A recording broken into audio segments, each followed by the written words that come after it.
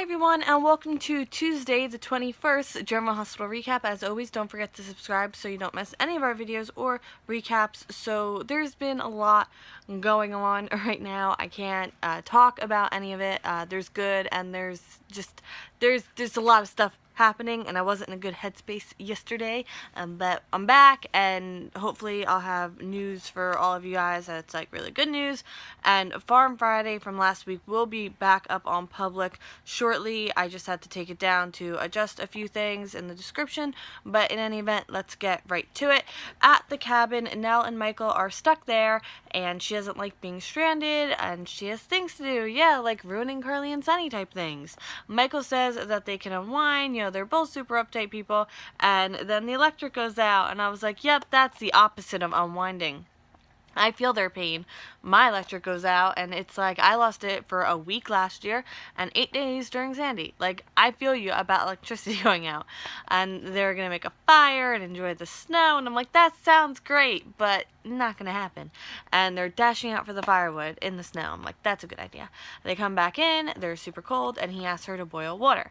So there's a copper tub that they fill with boiling water, and they're going to take turns, like, in the tub, but, like, stay covered with a blanket, and it's all on the level. And she's thankful that he was there, and even though like she feels bad he's stuck there, like she's glad she has someone, because she doesn't know she could handle this on her own. And they talk about Morgan and how he held strong after Morgan died, even though he was just this devastated, and he feels like he was kind of a fraud with all that, but she's like, no, you stayed strong for your family. And he says that she helped him through all of that too, with their friendship really helped him.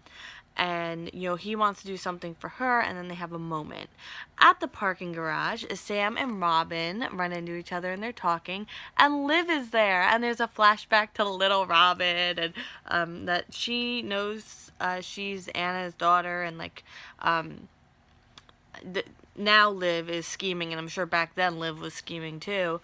And Robin and Sam separate, and Liv accidentally makes noise and alerts Robin, but she manages to avoid suspicion by like hiding and making some more noise. And I'm like, Robin is way too busy and has much stuff on her mind to be bothered with some noises in the parking garage, thank goodness. And then Liv approaches Sam's car, and I was like, well, we all saw it coming. At the Metro Court, Jordan comes in and goes to the bar. Curtis is there, and he's meeting his Valentine's date, or she's up in the room, or whatever's happening. And her name is Grace Morris, and Jordan kind of alludes to the fact that maybe Grace was also involved in drugs, and he asks where Andre was on Valentine's Day, because he doesn't want to talk about that. To be fair, I was watching them in at least half of this episode with closed caption on mute, so if I missed a little something, that's why. And she tells Curtis they broke up, and because she told him about the kiss, and then Curtis calls her out on making him the root of all her problems, and she says her job is on the line, and Scott is saying that Curtis planted evidence against Ava, and if this case goes down, she's going to take him down with her, and then they part ways, on the greatest of notes. Also at the Metro Court, Ned and Dante are eating together, kind of, or having coffee. I don't know. They're in a restaurant together. And Ned's trying to get some advice about Olivia. And, he tells her what happened. He tells him what happened. And Dante says that she's probably just gun shy. She was alone for a really long time. And then, she was engaged to Steve. And look how that turned out. And she just,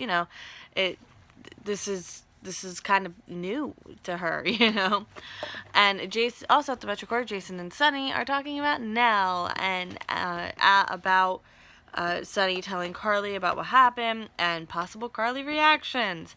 And I don't know, how is it not dawning on either of them that this whole thing with Nell could be a setup, and that this could have never happened? I feel like that should have come up by now if it was going to come up.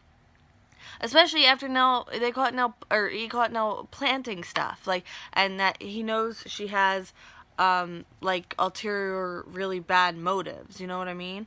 Anyway, so Jason thinks that he and Carly will eventually pull through, and then Jason leaves Sunny and Robin. Oh, Robin comes up, so he leaves them together, and she tells him that Anna's sick and gives him some specifics. He's making her feel better and letting her talk it through. And now it's his turn. He talks about Ava a little bit.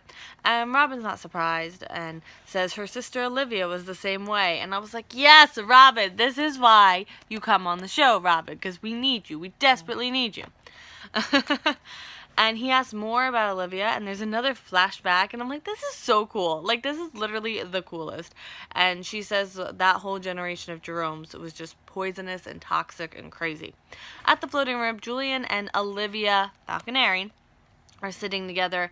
He says he set up a trust for Leo, I saw it said like the majority of his estate, but you know, a significant amount.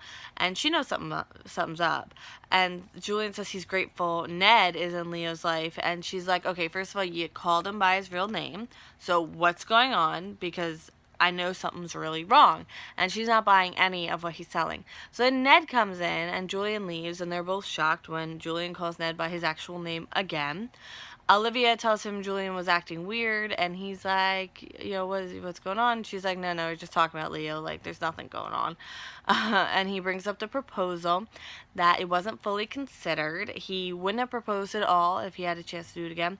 And he says the thought of marrying her terrifies him. And I was like, you are either burying the lead here, or you're not doing a good job of talking your feelings through. He says he's been married 5 times, and he's worried he can't be the man she deserves because she's literally everything. Like, literally. Like, he names all the traits. She's everything. And she asks if he's taking back his proposal. He's scared, but he wants to marry her. And his proposal is still on the table, but in the meantime, he's going to work on becoming the man that she deserves until she's ready to say yes. At the hospital, Sam shows Lucas the picture of the Chinese food bag again. Dr. Lee wasn't there, go figure, and it's like, oh, that's so weird. And they're talking about the snowstorm. Meanwhile, it's like 70 degrees today, so I'm kind of, you know, feeling unimmersed from the show. I guess is how everyone feels who's like not in the area that the show takes place. Wow, I just had an epiphany, guys. Speaking of epiphany, anyway, so Sam talks about Ava's arrest, and she wants Lucas to be really careful. And Lucas is like, yeah, no, but trust me, I've been through this before. I've been on the receiving end of, like, the Jerome revenge thing. I'm good. And then Julian comes in, and he wants to talk to Lucas, and Lucas is like, no, and he's like, just give me a minute. I just need a minute. And he doesn't want anything from him, but he did write him a letter with some family history and stuff like that for him. And then Jason comes out of the elevator and asks for Sam, and Lucas is like, oh, she literally just left. And then Julian talks with Jason, and he says that if anyone is in danger, if Sam or Danny is in danger, then it's on him too, and his meddling caused things to happen. Back at the parking garage, Sam's car won't start. Oh my goodness, what are the chances? And Liv, tap, tap, tap, knocks on her window and offers to drive her home, and she's like, oh, my husband's gonna be here, and she's like, no, just let me take you, it's okay, let me take you.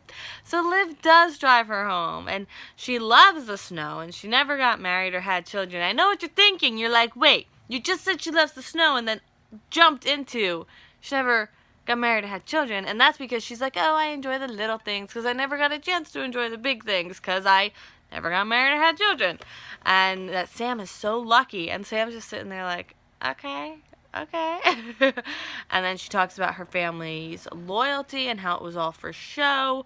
But I want to point out too, I accidentally wrote snow again, and that, you know, all of them, you couldn't trust any one of them. And I'm like, okay, this is a really weird conversation to be having with a virtual stranger, like, let alone your sponsee's daughter. Oh, it's just a weird conversation.